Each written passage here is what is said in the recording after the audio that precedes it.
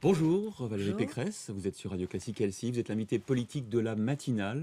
Je vais rappeler votre curriculum vitae qui est riche. Vous êtes député des Yvelines évidemment, vous êtes chef de file de l'opposition régionale au Conseil régional d'Île-de-France. Ça nous fera un motif aussi de discussion. Et puis vous êtes bien sûr ancienne ministre, notamment du budget. Vous allez donc pouvoir juger cette nouvelle politique présentée par le nouveau Premier ministre Manuel Valls. Finalement, quand même, baisse des charges, baisse des impôts, probablement avec la décote qui va être augmentée, plan d'économie de 50 milliards. Est-ce que ça va quand même dans le bon sens, Valérie Pécresse? Oui, en parole, euh, ça va dans le bon sens. En parole, le Premier ministre a pris acte du fait qu'il y avait une overdose fiscale, qu'il y avait un problème de compétitivité de l'économie française et qu'il fallait les résoudre. D'ailleurs, il a commencé son discours de politique générale par un terrible réquisitoire contre les 2 premières années du gouvernement de François Hollande, donc Mieux vaut tard que jamais, non? contre lui-même. Oui, non, mais il y a un vrai mea culpa de Manuel Valls qui mérite d'être entendu. En revanche, le vrai sujet, c'est que le compte n'y est pas. Le compte n'y est pas.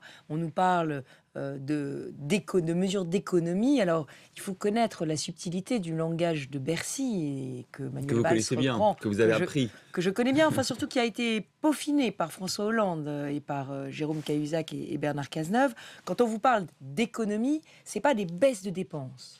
C'est des moindres hausses. Alors, c'est un peu subtil à Mais là, quand 8 on heures parle du de matin. 50 milliards, c'est quand même Non, une baisse des dépenses, non? non, ce sont des moindres hausses, Là, vous faites un monsieur réquisitoire Jacobisi. contre les technocrates de Bercy, là, Non, non, non, je que vous fais... avez Non, non, côtoyé. non, non, c'est de l'habileté de langage de François Hollande depuis 2 ans. C'est-à-dire qu'il essaye de nous faire prendre... pour des mesures très courageuses de baisse de dépenses, en fait, ce qui s'appelle être de la modération, de la Vous voulez dire que croissance des c'est dépenses. 50 milliards de moins que ce que ça aurait été si on avait laissé les dépenses progresser? C'est exactement ça. Voilà. Je sais, je vous dis, je sais qu'à 8 heures du matin, c'est un petit peu compliqué à expliquer, Non, mais mais nos auditeurs et téléspectateurs sont on très est sur avisés. Radio Classique, Tout à donc fait. Et ils connaissent, LCI. ils savent ce que je veux dire. Mais si vous voulez, un ménage qui dit je baisse mes dépenses, quand il dépense 100, il va dépenser 98. Un gouvernement qui dit qu'il fait des mesures d'économie, c'est si j'avais continué, j'aurais dépensé 102 au lieu de 100. Et donc si je continue à dépenser 100, j'ai fait 2 d'économie. Mais C'est pas du tout comme les vous êtes en ménages. train de nous révéler ce que vous faisiez quand vous étiez ministre du budget, alors? Non, pas du tout, parce que nous, on n'appelait pas ça on n'a jamais communiqué sur ces chiffres de pseudo-baisse de dépenses. On disait qu'on était en stabilité des dépenses, ce qui va, j'espère, être le cas, mais c'est pas, le compte n'y est pas, parce que comme Manuel Valls annonce aussi, vous l'avez vu, des nouvelles dépenses, là pour le coup,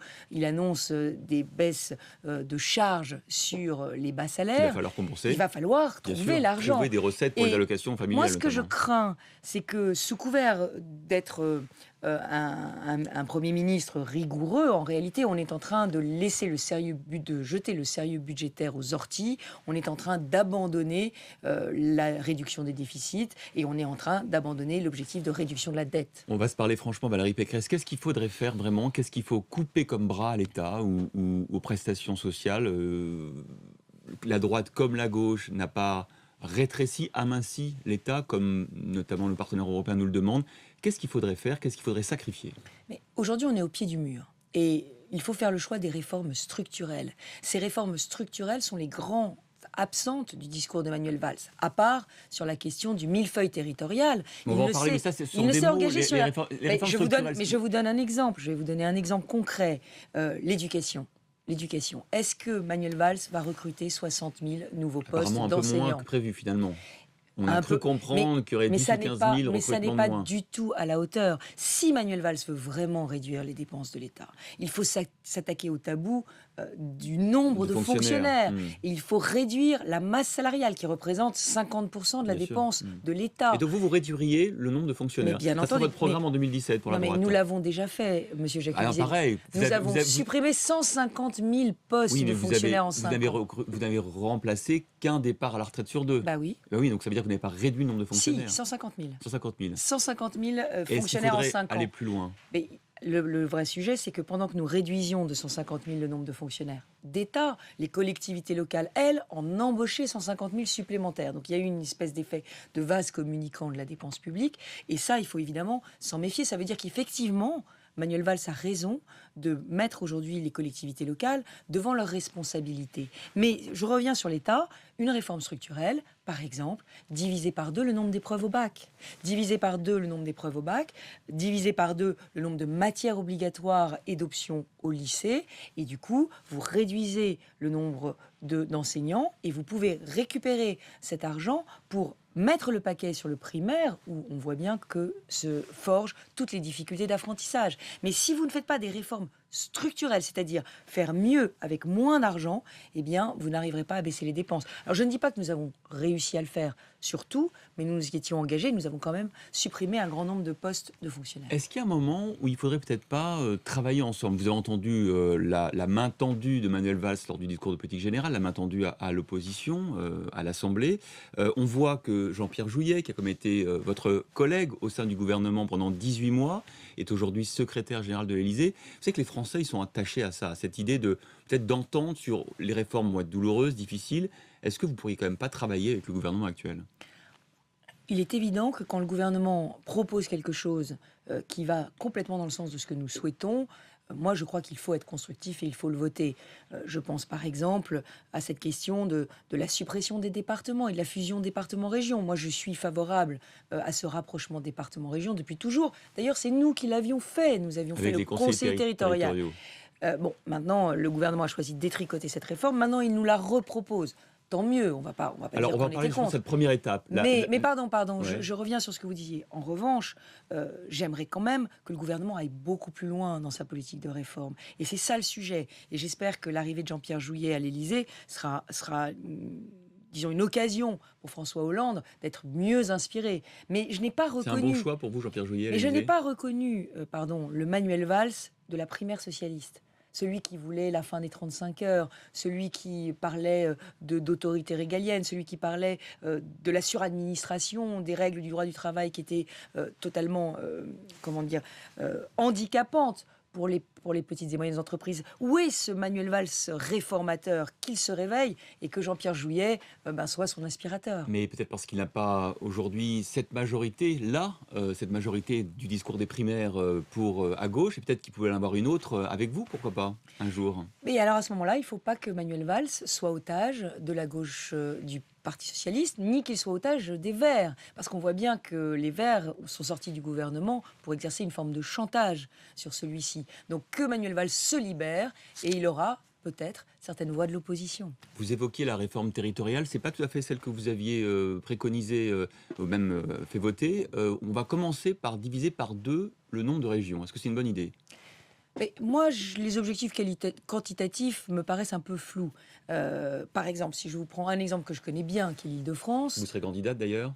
on verra, effectivement, Comment pour ça, on l'instant, je verra? suis prête. Vous êtes chef de file de l'opposition. Je suis prête, je suis prête à mener effectivement cette bataille de l'Île-de-France. Mais aujourd'hui, le sujet, c'est pas les candidatures, c'est quel projet pour l'Île-de-France.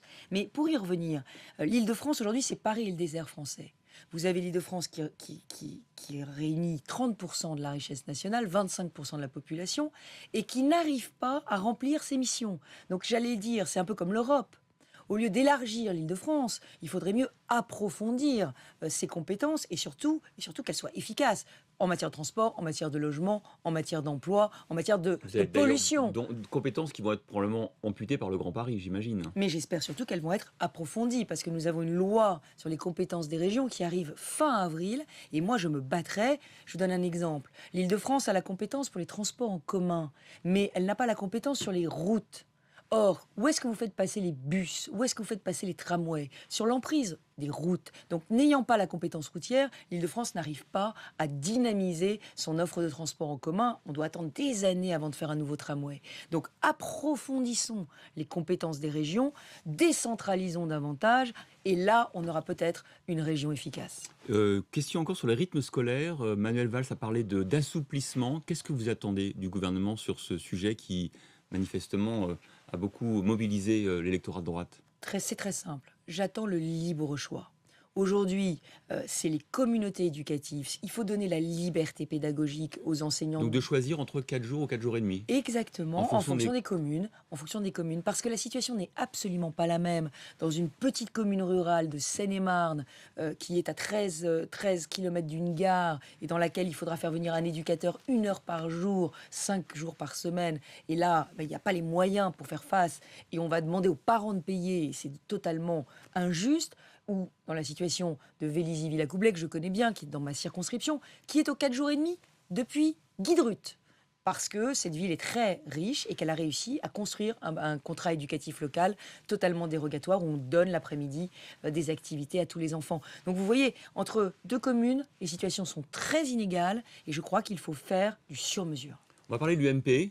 Pas forcément facile comme sujet, avec la guerre des chefs qui s'éternise. On a encore vu les révélations cette semaine, probablement diligentées par l'équipe de Jean-François Copé sur les déplacements en hélicoptère de François Fillon qui auraient été payés par le parti. Ça va s'arrêter quand, cette guerre des chefs ?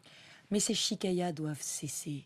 Nous devons être unis, nous devons arrêter de nous diviser. Mais ça suppose aussi que l'UMP soit en permanence derrière les candidats qui peuvent la faire gagner, qu'on n'encourage jamais les divisions Mais c'est en pas notre sein. désespérant pour vous de voir ça, hein, parce que finalement vous avez une victoire, mais qui est quand même d'abord liée aux élus locaux, aux maires qui se sont battus sur le terrain, et puis vos chefs continuent à se disputer. En tout cas, ce que je peux vous dire, Est-ce que vous serez prêt en c'est 2017 que nos électeurs sont fatigués. Ils sont totalement lassés de tout cela et ils nous demandent aujourd'hui de choisir les meilleurs candidats, d'être complètement dans la conception des projets. C'est pour ça, quand vous me parliez des élections régionales, je vous parlais projet, je vous parlais efficacité. Parce que ces collectivités locales que nous avons gagnées, nous les avons gagnées sur le rejet de la gauche. Et maintenant, il faut transformer ce vote de rejet en un vote d'adhésion sur des Vos projets. électeurs vous demandent Ce sont des laboratoires d'idées nouvelles, Oui. les collectivités Vos locales. électeurs vous demandent de choisir. Alors justement, est-ce que vous croyez vraiment qu'après ces années de chicayat, c'était votre mot,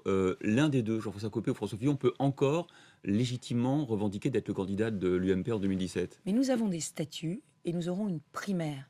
Et cette primaire sera l'occasion pour tous les électeurs de la droite et du centre de choisir leur candidat pour les Est-ce que vous pouvez vous présidentielles. permettre deux élections, l'élection du président de l'UMP en 2015 et l'élection du candidat à la présidentielle en 2016 ? Est-ce que c'est possible pour ce parti, vous croyez vraiment ? Et votre question est tout à fait pertinente.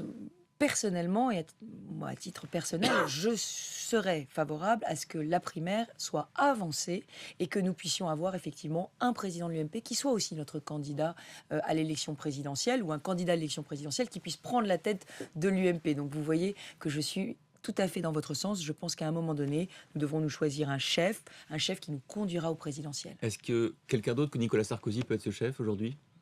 Écoutez, aujourd'hui, nous sommes en 2014 et l'important, c'est de gagner le Sénat, c'est d'aller vers C'est bien ces parti élections. normalement, mathématiquement, non ? Là encore, Monsieur Jacobizine, je pense que ceux qui seront nos électeurs, c'est-à-dire les élus locaux, vont nous demander des projets. Ils vont nous demander ce que nous voulons pour la France. Donc c'est vraiment la bataille des idées qu'il faut mener. Et puis avant ces sénatoriales, nous avons les européennes, ces européennes dans lesquelles nous devons présenter un programme pour une France forte dans une Europe forte. Un seul mot, plutôt Fillon, plutôt Copé, plutôt Sarkozy aujourd'hui ? Aujourd'hui, plutôt unité. Pas de réponse alors. Unité. Merci Valérie Pécresse d'avoir été l'invitée politique de Radio Classique et LCI ce matin.